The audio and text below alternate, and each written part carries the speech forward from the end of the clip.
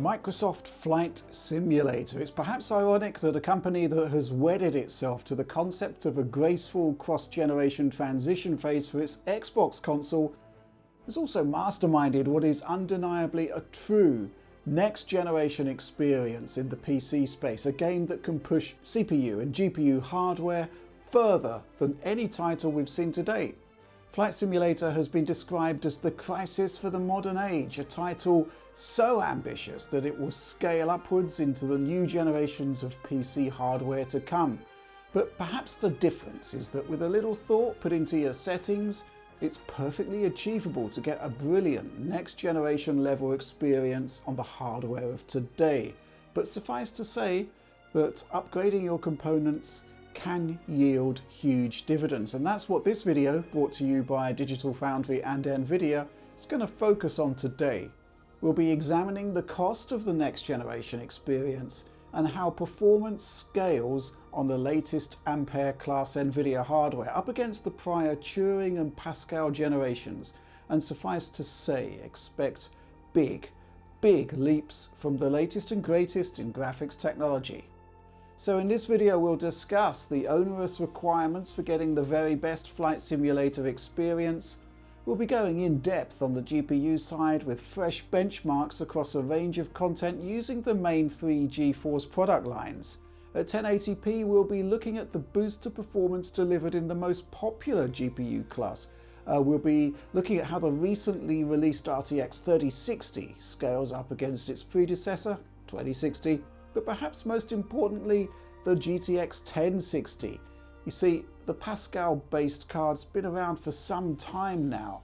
Still the most popular GPU in the world, according to the Steam hardware survey. But to get the best out of Flight Simulator in a range of scenarios at playable frame rates, there's no doubt that the upgrade to a new GPU in the same 60 class will yield huge dividends, even on our recommended optimized settings aimed at a true next generation experience.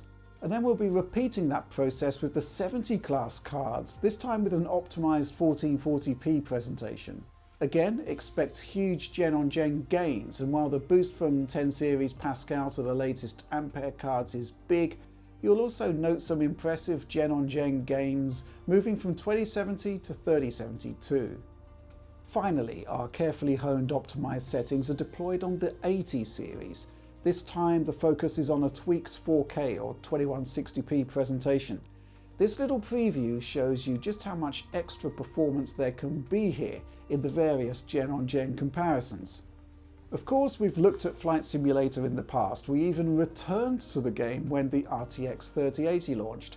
But developer Asobo Studio has continued to adapt and refine the game, and new content has been added.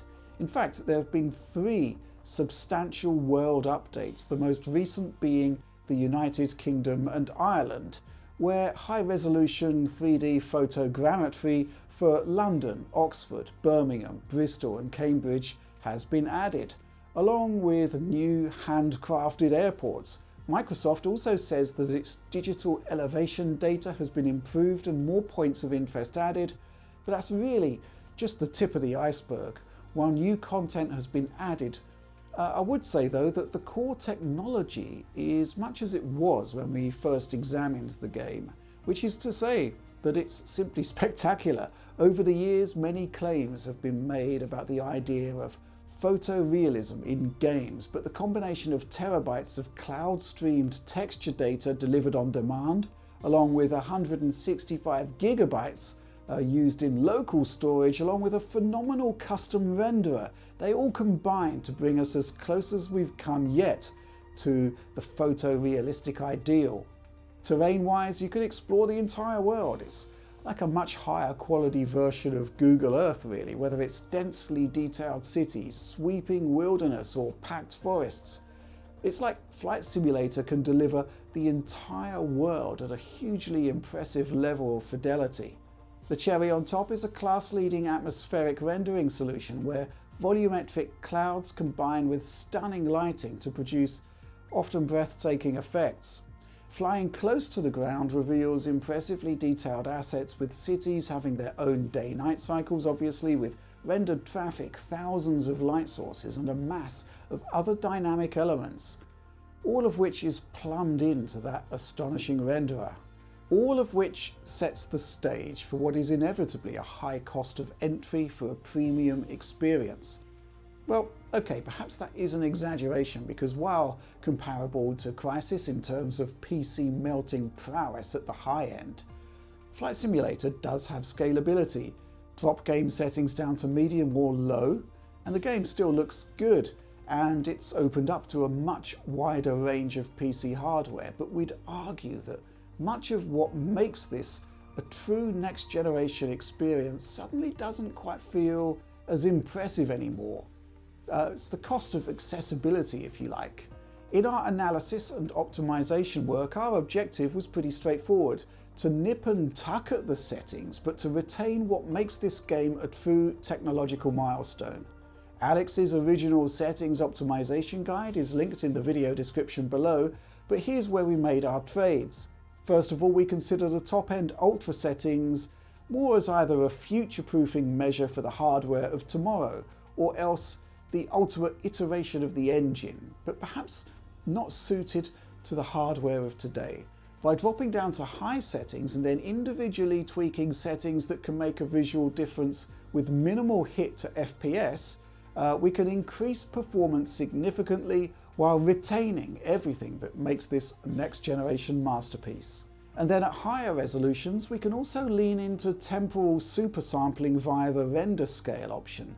What this does is to take visual information from prior frames and combine that with the current frame being rendered, giving a quality boost. At 2160p 4K, 80% render scale in combination with temporal super sampling produces a result very close to the look of native resolution rendering. Optimized settings look very close to full-on ultra. So look, I've been playing out the performance differentials right here, and it's clearly impactful. In order to get proper like-for-like testing, we use the AI pilot in set time of day and weather conditions, allowing us to replicate everything exactly from run to run. On RTX 3080, we've got 4K Ultra as our baseline here, 100%, and tweaking for optimized settings adds an additional 26% of performance, while combining those changes with temporal upscaling brings that total to an impressive 56% of extra throughput. Now on the other end of the scale, on the 60 series cards, we're testing at 1080p. We still gain significantly from optimized settings, but temporal super sampling is not really effective at this lower resolution.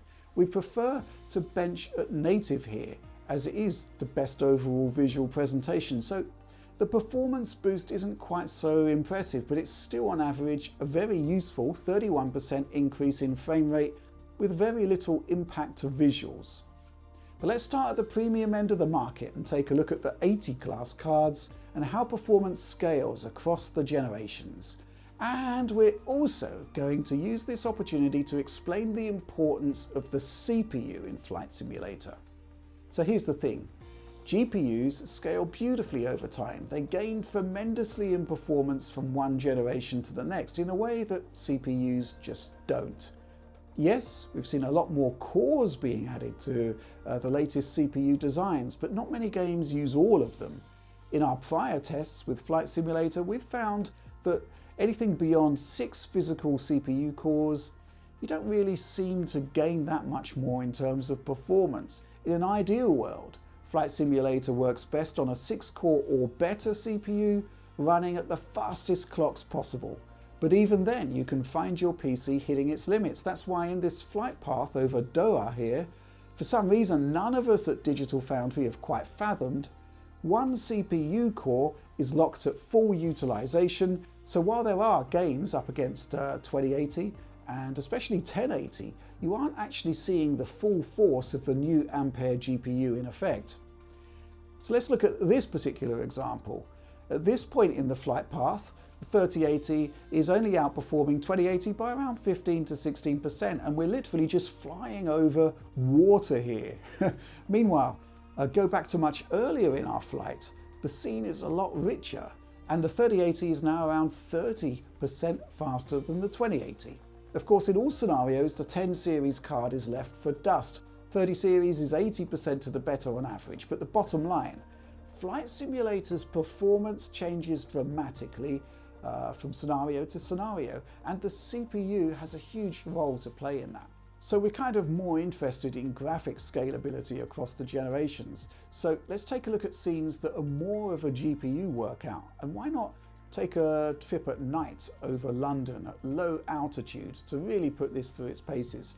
There can still be blips caused by streaming stutter, and that's all on the CPU, but when we're in a properly GPU-bound scenario, we're routinely looking at a 2.5 to a 2.6 times multiplier in GPU performance, moving from 1080 to 3080. Turing to Ampere, 20 series to 30 series. This is interesting. Streaming blips, again, they're down to the CPU, right? They depress the differential on average, but looking at pure GPU versus GPU-bound comparisons, the 3080 is around 65 to 75% faster than 2080. One thing you can't really fail to note is our optimized 4K isn't really a great fit for the 1080. In some benchmarks you'll be seeing, there are sub 30 FPS frame rates. In fact, it can go much lower, sub 20, at optimized settings at this resolution. Now yes, of course you can drop the resolution, and this will obviously help a great deal for the 1080, but it's a solution that only goes so far, as you'll see more prominently at the lower end of the GPU stack. But more on that in a bit. Another interesting flight path to look at here is Tokyo. What's curious is that the GPU is the limit for the entire duration here, and yet our performance differentials gen on gen are still strong, but not quite as strong as they were in London. Overall, we're looking at an average 65% boost up against 2080. Still impressive, and there's a much more revelatory 2.4 times multiplier versus the Pascal Classic GTX 1080. So it's fascinating to see that the differentials between the generations vary according to content. There are two major GPU-bound scenarios in Flight Simulator, I'd say. Flying through those incredible volumetric clouds, but also flying really close to the ground. In these scenarios, the newer GPUs just seem to perform better than their predecessors. Bottom line though, where graphics matters, the 3080 offers around a 2.4 to 2.6 times multiplier versus GTX 1080, double your frame rate and then some. And there's a performance uplift of around 65 to 75% for the new Ampere card when benched against RTX 2080 in what are very definitely GPU-bound scenarios. Next up, I wanted to repeat the analysis with the 70 series cards. I mean, as far back as the classic GTX 970, these GPUs have delivered excellent 1440p performance, and so it is today. In fact, with the RTX 3070 effectively being on par with the last gen 2080 Ti, you'd expect a good 4K experience. But remember, Flight Simulator is pushing the state of the art in visuals and needs the muscle to match. We're benching at 1440p optimized settings here with 90% resolution scaling, allowing temporal supersampling to kick in, increasing performance with little impact to visual quality. Because we free up GPU time for more frames, you will find scenarios where you are CPU limited, even with a Core i9 10900K. Remember the subpar Doha results on the 80 cards? It's actually more limited on 70 series at optimized 1440p. 2070 and 3070 are on par here because we're not actually measuring GPU performance at this point. It's all on the CPU. But where you need the extra performance, you get gains similar to what we saw in the 80 series lineup. Our low altitude flight over central London sees GPU limited situations offer an extra 54% of performance, 3080 versus 2080. While again, you're looking at basically a doubling of throughput up against the old GTX 1070 from the Pascal era. If not the more usual 2.4 to 2.5 times performance multiplier. Now this was a great card in its time, but one that is finding its limits in the modern era. I mean, forget the percentage differentials for a moment. We're talking about the difference between a sub 30 FPS experience and one that stretches its legs into the late 40s in what is a truly demanding environment. Some interesting differentials in this nighttime Tokyo flight actually. Nighttime flying brings thousands of light sources into play and creates a different type of load for the GPU. We're still seeing a similar 50% perf gain over 2070 here, but we're looking at a 2.3 to a 2.6 times multiplier in performance up against Pascal 1070. So yeah, nighttime flying really is taking its toll on the 1070. It dips under 30 frames per second, and the closer to the ground you are, the more likely you are to dip even beneath 20 frames per second. Taking another flight in daytime, still very much GPU limited, but now we're back to a 2 times jump in frame rate versus the 1070, maybe a smidgen lower in some scenarios. So to sum up the 70 series class, the gen-on-gen improvements aren't quite as large as the 80 class, but the most likely upgrade path here, 3070 from 1070, still see a doubling of performance, sometimes a little less, sometimes a lot more. Some of the lowest recorded frame rates are bordering on the unplayable really on 10 series. There's a pretty level increase up against the Turing-based 2070 in the order of around 50% across the board. And we'll finish our GPU-based generational comparisons by looking at the 60 class cards, the evergreen GTX 1060, the entry-level ray tracer RTX 2060, and the latest addition to the lineup, the brand new RTX 3060. It's worth pointing out here that at 1080p, the 3060 is more likely to hit CPU limits in more of our tests. Also, this new Ampere offering was marketed as offering performance in line with RTX 2070, so by extension you'll figure that frame rate improvements up against 2060 likely to be less impactful than our prior comparisons. Kicking off with our low altitude flight over London, there's typically a 16 to 20% boost in the moment, 3060 versus 2060. But it's interesting to see that we're seeing consistently larger performance multipliers up against the classic 1060. The differential adjusts according to load, but there are moments where GTX 1060 is just overwhelmed and we're looking at a 2 times performance increase, or slightly higher even. In this demanding scene, GTX 1060 is running at under 20 frames per second in fact.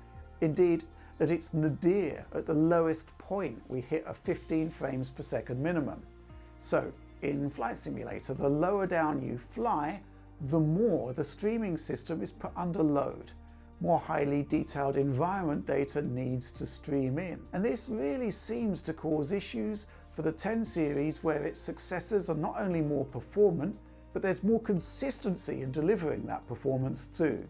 The biggest improvement I saw overall came from this Tokyo Flightpath. Across the whole run, the average performance boost is in the region of 110%, so over 2 times the frame rate. But the variance adjusts according to context. The performance uplift can be anything between around 89% to around 150% because the 3060 seems to power through Flight Sim at 1080p relatively easily. So we have more of an issue in hitting the CPU limit, depending on what's happening on screen. Summing up then, the numbers for 2060 versus 3060 speak for themselves really, but again it's the 10 series differential that's eye-opening. At the toughest GPU stress points, frame rates could dip under 30 frames per second, even under 20, and here's the thing. If you've got say a GTX 1080 or a GTX 1070, lowering resolution, that's an option to claw back performance. But here at 1080p, you don't really want to go lower than that. And therefore, the only option is to knock back quality settings. And if you're taking chunks out of the visual quality of the game, well, it's going to work, it'll improve performance, but some might say that the whole point of Flight Simulator is that next generation experience. So I've been looking at Flight Sim here across a range of scenarios, and this leads me on to something else I want to talk about when it comes to a GPU upgrade. So looking at various GPU product reviews, there's a strong temptation to look at a generational leap in performance as a percentage figure averaged across a number of games. It's an interesting ballpark metric, but as new GPU architectures emerge, they are tooled to the demands of more modern game engines and programming techniques, which can result in some extraordinary boosts, and I suspect that's what we're seeing here in Flight Simulator. So it's been an interesting week or so for me looking at Flight Simulator performance across a number of scenarios, across a whole stack of GPUs, because fundamentally this is a game like no other. Yes, its engine is unique. Yes, its level of fidelity is genuinely next level stuff, but the point is that the scope of the project here is so vast, it actually makes getting a consistent level of performance almost impossible. Microsoft and Asobo Studio can't performance profile the whole world, really, can they? What this means is that you'll encounter areas that might push your CPU to breaking point, or your GPU, maybe even memory bandwidth or storage. What this means is that you can't really optimize the experience for 60 FPS or whatever. You have to take the rough with the smooth, if you like. I feel that a variable refresh rate display is a must for this game, but to consistently push above a 40 FPS minimum, yes, the GPUs you've seen tested today will go a long way. But a graphics card is only as fast as it can be if you've got a CPU that can keep it fed.